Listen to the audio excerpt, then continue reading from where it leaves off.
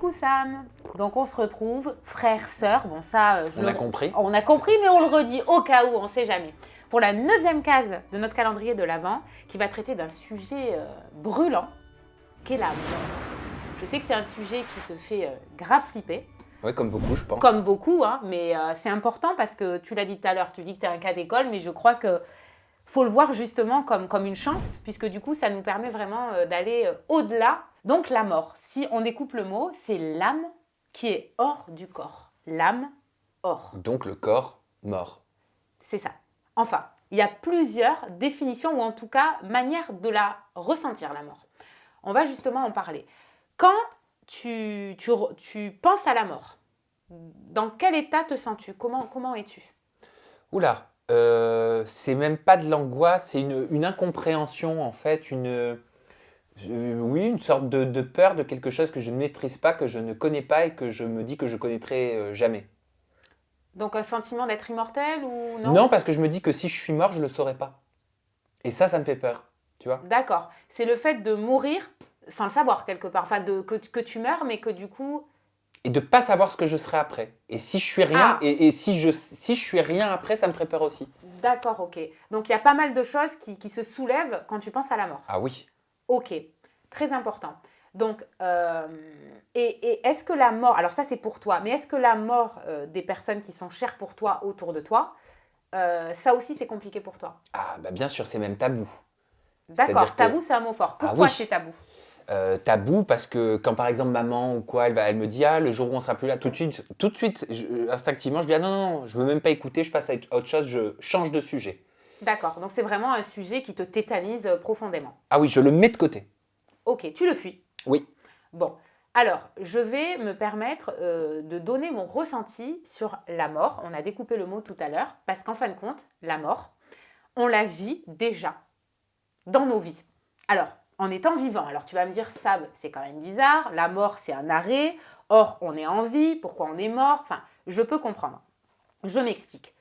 En fait, être mort, c'est déjà, ce n'est pas à prendre au sens propre du terme. Il y a une autre manière de l'appréhender. Quand on n'est pas connecté à nous, quand on est donc en mode pilote automatique, on est souvent déconnecté de notre ressenti, du cœur, donc de l'âme. Donc, je dirais, on ne s'épouse pas intégralement. Donc, on est dans une forme de mort, puisqu'on est coupé, il y a quelque chose qui est coupé à l'intérieur de nous. Ok, j'ai On est compris. plus en mode survie. Tu vois ce que je veux dire ? On ne Oui. vit pas. D'ailleurs, tu l'as expliqué toi-même, tu souffres de pas mal de choses, comme je pense beaucoup de personnes. Ce sentiment d'être en vie, mais de survivre en fait. Oui, souvent même je me dis, j'aime pas penser ça, je me dis je subis ma vie. C'est énorme. Donc justement, le fait d'avoir ce sentiment-là, c'est vraiment un appel et une invitation, en tout cas moi je l'interprète comme ça, à reprendre les pleins pouvoirs, les rênes de ta vie, parce que seul toi peux le faire. Oui. Donc la mort, on peut la vivre aussi au travers par exemple d'une relation qui va s'arrêter. Une relation qui va s'arrêter, une rupture nous fait vivre un deuil. C'est très compliqué, Oui. parce que la personne est en vie et pourtant c'est la mort de la relation. Est-ce que tu es d'accord avec ça ? Oui, parce qu'il y a un point de non-retour, on sait qu'on ne reverra pas cette personne et qu'une page se tourne. Donc c'est une mort. Oui, moi, mes précédentes relations, je les ai vécues, ruptures, je les ai vécues comme des deuils. D'accord. Est-ce que tu dirais que la mort te plonge dans une sensation de vide et que ce même vide te fait vraiment flipper ? Cette sensation de vide. Je sais pas pour vous, mais si, en fait, même ce que tu considérais tes priorités, elles ne le sont plus. Parce que c'est ton deuil.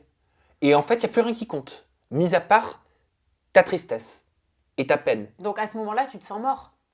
D'une Ouais, certaine tu te manière. sens... Vide. Oui, ouais, anesthésié. Anesthésié. Voilà, c'est là où je voulais en venir et c'est très important que ça soit toi qui l'aies dit. Parce que du coup, forcément, là, tu vis une mort. C'est pas la mort physique. J'aimerais que tu prennes de la hauteur justement sur la manière dont tu appréhendes la mort. Je t'ouvre justement et je te donne des exemples pour que tu te rendes compte qu'on la vit déjà la mort en étant en vie. Par plein de choses. Par une rupture sentimentale, par le fait de ne pas être connecté à soi. On est mort à nous-mêmes. Puisque du coup, on ne s'écoute pas. Donc, on va écouter tout sauf nous. Un Donc, projet qui ne fonctionne pas. on est déconnecté de notre âme. C'est dans ce sens-là. Quand je te découpe le mot l'âme, or, c'est que nos âmes, on ne les incarne pas. On s'incarne au niveau physique, donc il n'y a pas de problème, on fait plein de choses, tout ça. Mais c'est une forme de vie, mais pour moi, ce n'est de survie, j'allais dire. Mais on n'est pas dans le flot et le flux de la vie. Donc, on est dans une mort. dans une mort en étant en vie.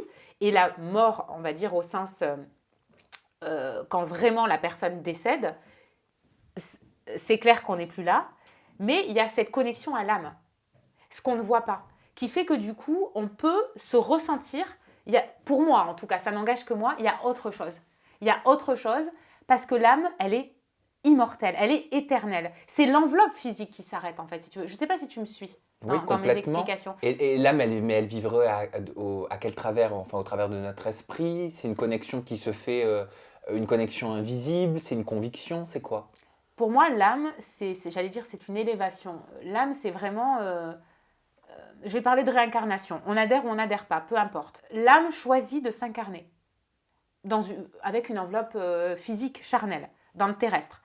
Mais une fois que l'âme, comment dire, s'élève, on est dans une... j'allais dire, oui, c'est de la vie, mais plus à travers le monde physique. Du coup, on peut se réincarner, encore une fois, on adhère ou on n'adhère pas, dans un autre corps, et revisiter, pour moi, ce qui demande à être guéri, à travers, on va dire, d'autres scénarios de vie. J'ai même entendu une fois quelqu'un Il y a des témoignages d'ailleurs. Hein, oui, je crois que c'est un témoignage que j'avais entendu d'une personne qui disait que certaines peurs ou certains traits de caractère qu'elle pouvait avoir, elle pensait les avoir hérités. Dans sa lignée familiale, tu veux dire? Ouais.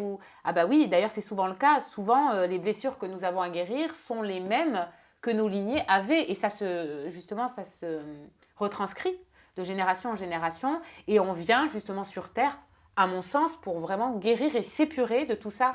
Et donc pour moi, c'est l'incarnation de nos âmes. C'est très important on va dire, de donner un autre regard sur la mort. Ok, et pour conclure, est-ce que tu es en train de nous expliquer que pour accueillir plus facilement la notion de mort, il faut comprendre qu'au final, on en vit déjà plusieurs dans nos vies?